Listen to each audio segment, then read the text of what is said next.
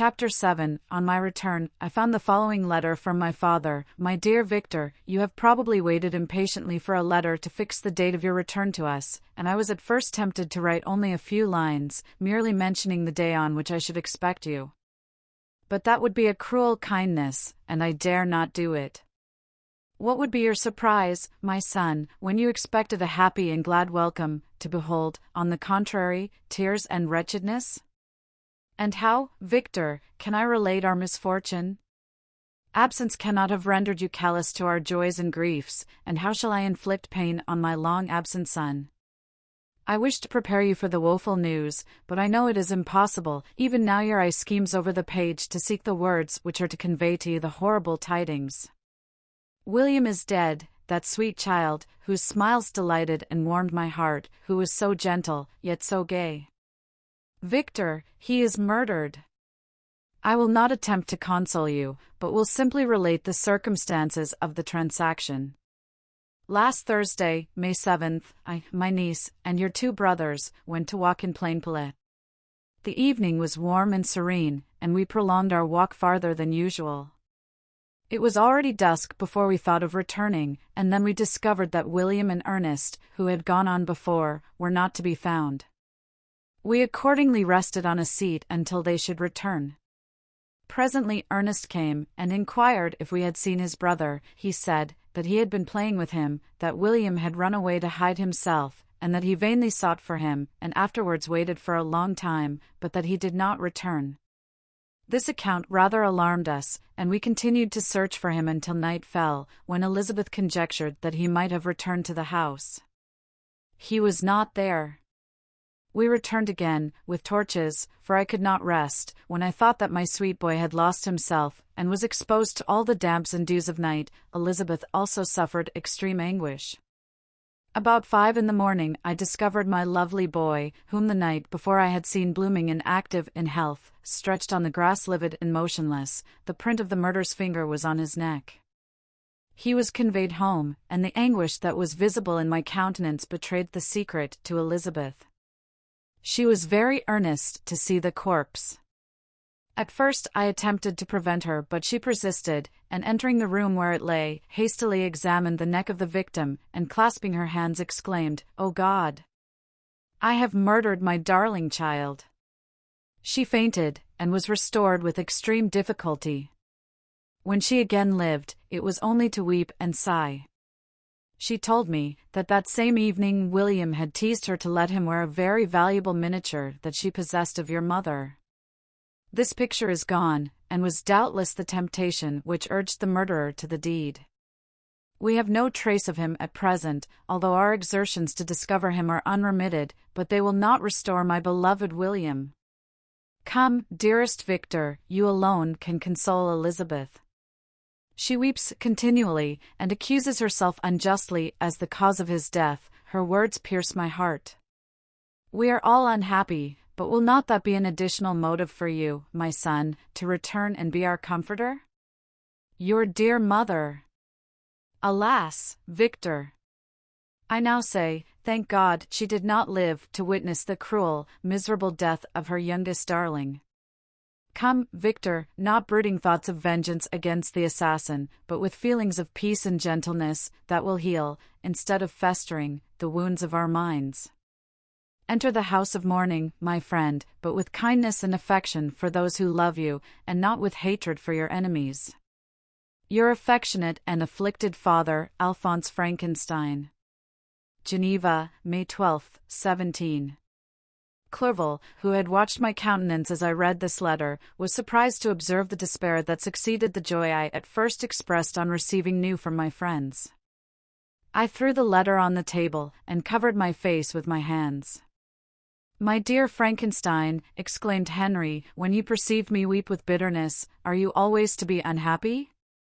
My dear friend, what has happened? I motioned him to take up the letter, while I walked up and down the room in the extremest agitation. Tears also gushed from the eyes of Clerval as he read the account of my misfortune. I can offer you no consolation, my friend, said he, your disaster is irreparable. What do you intend to do? To go instantly to Geneva, "Come with me, Henry, to order the horses." During our walk, Clerval endeavored to say a few words of consolation. He could only express his heartfelt sympathy.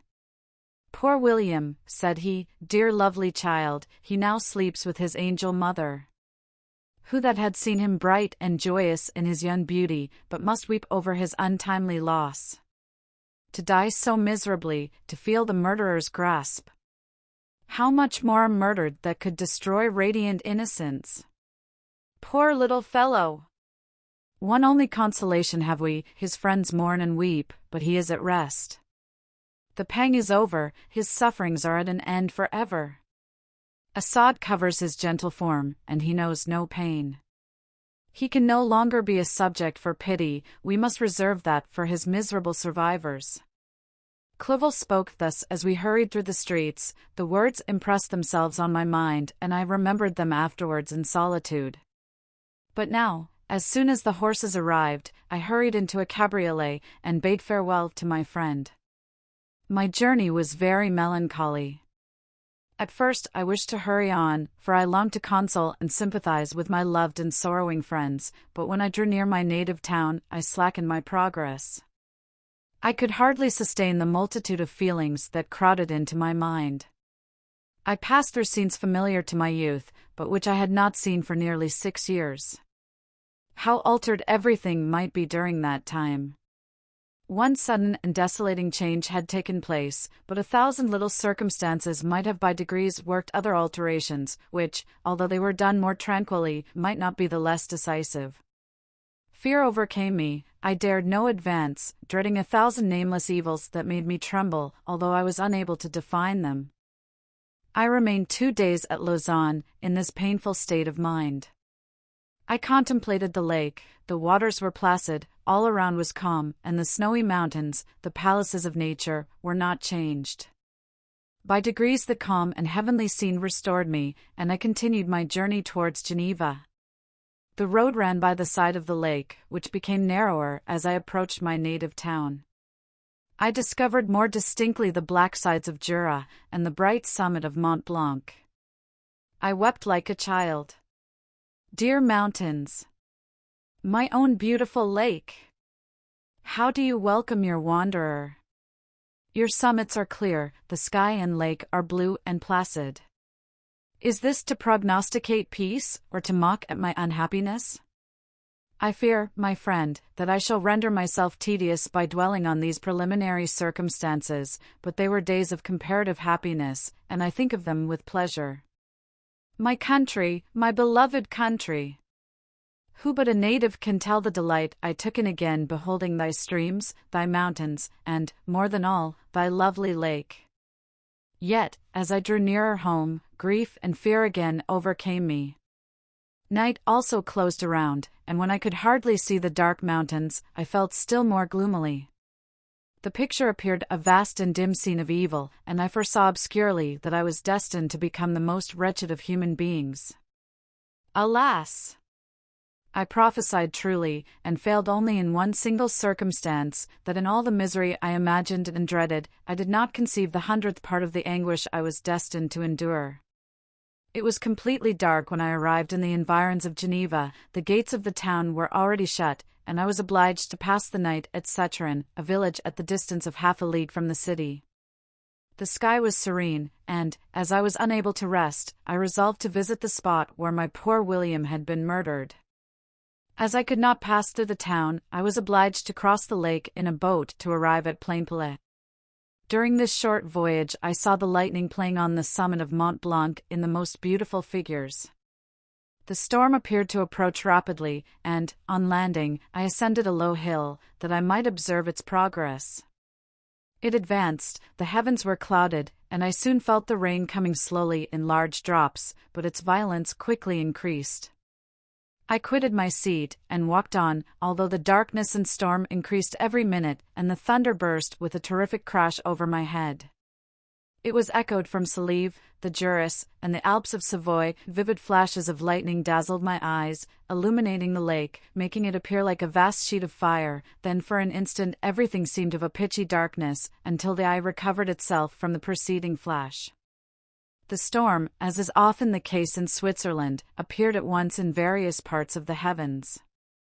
The most violent storm hung exactly north of the town, over the part of the lake which lies between the promontory of Belrive and the village of Copet. Another storm enlightened Jura with faint flashes, and another darkened and sometimes disclosed the Mole, a peaked mountain to the east of the lake. While I watched the tempest, so beautiful yet terrific, I wandered on with a hasty step. This noble war in the sky elevated my spirits. I clasped my hands, and exclaimed aloud, "William, dear angel! This is thy funeral, this thy dirge." As I said these words, I perceived in the gloom a figure which stole from behind a clump of trees near me. I stood fixed, gazing intently. I could not be mistaken. A flash of lightning illuminated the object, and discovered its shape plainly to me, its gigantic stature, and the deformity of its aspect more hideous than belongs to humanity, instantly informed me that it was the wretch, the filthy Damon, to whom I had given life. What did he there? Could he be, I shuddered at the conception, the murderer of my brother? No sooner did that idea cross my imagination than I became convinced of its truth. My teeth chattered, and I was forced to lean against a tree for support. The figure passed me quickly, and I lost it in the gloom. Nothing in human shape could have destroyed the fair child. He was the murderer. I could not doubt it. The mere presence of the idea was an irresistible proof of the fact. I thought of pursuing the devil, but it would have been in vain, for another flash discovered him to me hanging among the rocks of the nearly perpendicular ascent of Mont Saleve, a hill that bounds Plainpalais on the south. He soon reached the summit and disappeared. I remained motionless. The thunder ceased, but the rain still continued, and the scene was enveloped in an impenetrable darkness. I revolved in my mind the events which I had until now sought to forget, the whole train of my progress toward the creation, the appearance of the works of my own hands at my bedside, its departure. 2 years had now nearly elapsed since the night on which he first received life, and was this his first crime? Alas! I had turned loose into the world a depraved wretch, whose delight was in carnage and misery, had he not murdered my brother. No one can conceive the anguish I suffered during the remainder of the night, which I spent, cold and wet, in the open air. But I did not feel the inconvenience of the weather. My imagination was busy in scenes of evil and despair. I considered the being whom I had cast among mankind, and endowed with the will and power to effect purposes of horror, such as the deed which he had now done, nearly in the light of my own vampire, my own spirit let loose from the grave, and forced to destroy all that was dear to me. Day dawned, and I directed my steps towards the town. The gates were open, and I hastened to my father's house. My first thought was to discover what I knew of the murderer, and cause instant pursuit to be made. But I paused when I reflected on the story that I had to tell. A being whom I myself had formed, and endued with life, had met me at midnight among the precipices of an inaccessible mountain. I remembered also the nervous fever with which I had been seized just at the time that I dated my creation, and which would give an air of delirium to a tale otherwise so utterly improbable. I well knew that if any other had communicated such a relation to me, I should have looked upon it as the ravings of insanity. Besides, the strange nature of the animal would elude all pursuit, even if I were so far credited as to persuade my relatives to commence it. And then of what use would be pursuit? Who could arrest a creature capable of scaling the overhanging sides of Mont Saleve? These reflections determined me, and I resolved to remain silent. It was about 5 a.m. when I entered my father's house. I told the servants not to disturb the family, and went into the library to attend their usual hour of rising. 6 years had elapsed, passed in a dream but for one indelible trace, and I stood in the same place where I had last embraced my father before my departure for Ingolstadt. Beloved and venerable parent! He still remained to me. I gazed on the picture of my mother, which stood over the mantelpiece. It was an historical subject, painted at my father's desire, and represented Caroline Beaufort in an agony of despair, kneeling by the coffin of her dead father. Her garb was rustic, and her cheek pale, but there was an air of dignity and beauty that hardly permitted the sentiment of pity. Below this picture was a miniature of William, and my tears flowed when I looked upon it. While I was thus engaged, Ernest entered. He had heard me arrive, and hastened to welcome me. "Welcome, my dearest Victor," said he. "Ah! I wish you had come 3 months ago, and then you would have found us all joyous and delighted. You come to us now to share a misery which nothing can alleviate, yet your presence will, I hope, revive our father, who seems sinking under his misfortune, and your persuasions will induce poor Elizabeth to cease her vain and tormenting self-accusations. Poor William! He was our darling and our pride." Tears, unrestrained, fell from my brother's eyes. A sense of mortal agony crept over my frame. Before, I had only imagined the wretchedness of my desolated home. The reality came on me as a new, and a not less terrible, disaster. I tried to calm Ernest. I inquired more minutely concerning my father, and here I named my cousin. "She most of all," said Ernest, "requires consolation. She accused herself of having caused the death of my brother, and that made her very wretched. But since the murderer has been discovered, Good God! How can that be? Who could attempt to pursue him? It is impossible. One might as well try to overtake the winds, or confine a mountain stream with a straw. I saw him too. He was free last night." "I do not know what you mean," replied my brother, in accents of wonder, "but to us the discovery we have made completes our misery. No one would believe it at first, and even now Elizabeth will not be convinced, notwithstanding all the evidence. Indeed, who would credit that Justine Moritz, who was so amiable and fond of all the family, could suddenly become so capable of so frightful, so appalling a crime? Justine Moritz! Poor girl, is she the accused? But it is wrongfully, everyone knows that. No one believes it, surely, Ernest? No one did at first, but several circumstances came out that have almost forced conviction upon us, and her own behavior has been so confused as to add to the evidence of facts await that, I fear, leaves no hope for doubt. But she will be tried today, and you will then hear all." He then related that, the morning on which the murder of poor William had been discovered, Justine had been taken ill, and confined to her bed for several days. During this interval, one of the servants, happening to examine the apparel she had worn on the night of the murder, had discovered in her pocket the picture of my mother, which had been judged to be the temptation of the murderer. The servant instantly showed it to one of the others, who, without saying a word to any of the family, went to a magistrate, and, upon their deposition, Justine was apprehended. On being charged with the fact, the poor girl confirmed the suspicion in a great measure by her extreme confusion of manner. This was a strange tale, but it did not shake my faith, and I replied earnestly, "You are all mistaken, I know the murderer. Justine, poor, good Justine, is innocent." At that instant, my father entered. I saw unhappiness deeply impressed on his countenance, but he endeavored to welcome me cheerfully, and, after we had exchanged our mournful greeting, would have introduced some other topic than that of our disaster, had not Ernest exclaimed, "Good God, Papa! Victor says that he knows who is the murderer of poor William." "We do also, unfortunately," replied my father, "for indeed I had rather have been forever ignorant than have discovered so much depravity and ingratitude in one I valued so highly."